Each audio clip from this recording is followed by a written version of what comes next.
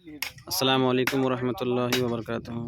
हज़रात, मेरे नया सिमलिया और पुराना सिमलिया के तमाम बाशिंदगान हज़रात, आप लोगों को ये सुनकर बड़ी खुशी और इंतहाई मसर्रत होगी कि आज हम लोग अपनी जनाज़ा गाह में दरख्त लगाने के लिए कोशा हैं और आज से इस काम का आगाज़ कर रहे हैं। और दरख्त लगाने के लिए सबसे पहले हम लोग को टाटी, जिसे हम लोग अपनी सुरजापुरी भाषा में टाटी बोलते हैं, टाटी बनाना पड़ेगा। तो टाटी के लिए यहाँ से ये पुराना टोला के लोगों के लिए ये है, ये इलाका कब्रिस्तान का जो ये इलाका है, ये पुराना टोला सिमलिया के लोगों के लिए है। तो सबसे पहले हम लोग इधर से आगाज़ कर रहे हैं और तकरीबन सभी बाँस के झाड़ से 8-10 बाँस का झाड़ है यहाँ, तो सभी बाँस के झाड़ से 5-5, 10-10 बाँस जितना भी हो सकेगा उतना हम लोग काटेंगे और इससे फिर टाटियाँ बनेंगी। उसके बाद फिर बालूगंज नर्सरी से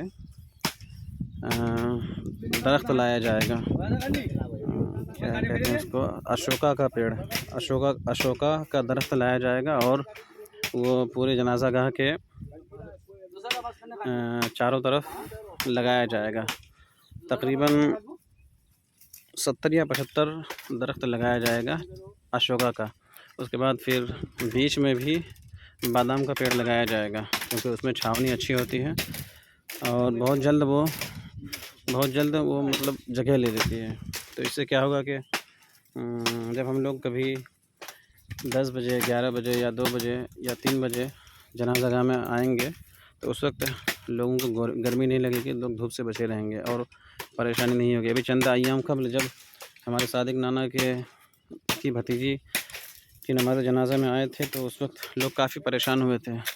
इतनी शदीद गर्मी थी कि लोग पसीना पसीना हो गए और कपड़ा सब पसीने से तर हो गया हर किसी का। उस वक्त सब लोग एक ही जो यहाँ पेड़ है जनाज़ा गाह में, क्या कहते हैं, थोड़ी सी उसकी छाँव है, वो कसमर का जो दरख्त है उसी के नीचे सब लोग समा गए।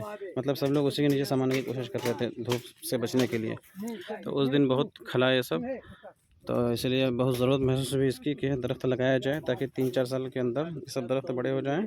अशोका का पेड़ तो उतनी जल्दी बड़ा नहीं होगा, लेकिन उसका नतीजा हम लोग को 7-8 साल बाद दिखेगा। मतलब 5 साल बाद दिखने लगेगा और धीरे धीरे छाँव हो जाएगा। और बीच में जो दरख्त लगाएंगे उसका भी फ़ायदा बहुत जल्दी दिख जाएगा।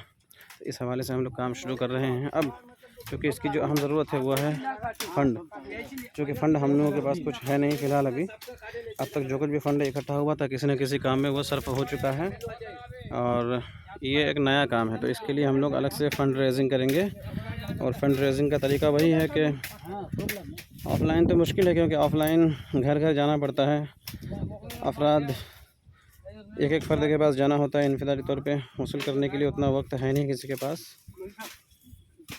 खारी वाला मसला जो था उसमें हम लोगों ने जोश में आकर के वो काम कर लिया था, लेकिन अब चूँकि किसी के पास उतना वक्त नहीं है इसलिए ये वीडियो बतौर सबूत आप लोग मुलाहाज़ा करें। और फिर क्या है कि इसके लिए जो कुछ भी होगा उसी अंदाज़ में चलता होगा। यानी हमारे गांव के जो हमारे चचा, मामा, खालू, फूफा और हमारे बिरादरान जो भी दिल्ली, मुंबई, पंजाब या कहीं भी हैं, जोधपुर, जयपुर, कोलकाता, बेंगलोर, मुंबई, जहाँ कहीं भी हैं, वह वहीं से ईसाले सवाब के लिए और यहाँ के काम काज को आगे बढ़ाने के लिए उसी तरीके से पैसा देंगे। जो हज़रात व्हाट्सएप वगैरह नहीं चलाते हैं उन तक, जो हज़रात वहाँ हैं गांव के, वो लोग उन तक ख़बर पहुँचाएँ और हर किसी तक ये ख़बर पहुँचे और हर कोई इसमें इमदाद करे। क्योंकि यहाँ ये जो कब्रिस्तान है इसमें सिर्फ हमारे बाप दादा नहीं लेटे हुए हैं, बल्कि गाँव का हर वो फ़र्द जो यहाँ बूदोबाश इख्तियार किया हुआ है, चाहे वो पुराना सिमलिया का हो या नया सिमलिया का हो, उसका हर कोई, चाहे बाप या दादा या परदादा, भाई, बिरादरान, बहन, अम्मी, खाला, फूफी, कोई ना कोई ज़रूर है इस कब्रिस्तान में लेटी हुई। तो आप लोग इस पर तवज्जो दें और इसके लिए फ़ंड रेजिंग शुरू होगा इंशाअल्लाह बहुत जल्द। और फ़ंड रेजिंग का तरीका वही रहेगा कि मौलाना रिजवान साहब को जो अकाउंट है उसको ख़ास कर दिया जाएगा यही सब काम के लिए। और तकरीबन मेरे ख़्याल से जब से वो अकाउंट ओपन किया है, उन्होंने ओपन करवाया है, तब से वो अकाउंट इसी काम के लिए ही इस्तेमाल हो रहा है। सबसे पहले उसमें खारी वाला पैसा इकट्ठा हुआ, उसके बाद और पैसा इकट्ठा हुआ, उसके बाद फिर अब मस्जिद वाला पैसा भी इकट्ठा हो रहा है। तो हर चीज़ का तो हिसाब है ही है।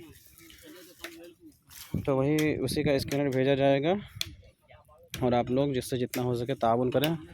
हमने इन लोगों से बात किया है, जो ये जो हज़रात हैं काम करने वाले, ये सभी लगभग सभी पुराना टोला के ही हैं, क्योंकि नया टोला या कहीं और से, इसलिए इन क्या कहते हैं, नया टोला या या नया टोला या कहीं और के लोगों को इसलिए मुंतखब नहीं किया गया क्योंकि फिर खाना पीने का इंतज़ाम करना पड़ता है, चाय वाय का इंतज़ाम करना पड़ता है। और चूँकि इन लोगों को इस ये कहकर ये किया गया है कि आप लोग खाना पीना का इंतज़ाम खुद करेंगे, आप घर जा कर के खा के आएँगे, उसके बाद फिर काम में लग जाएंगे। तो ये कह कर के इन लोगों ने तय किया है।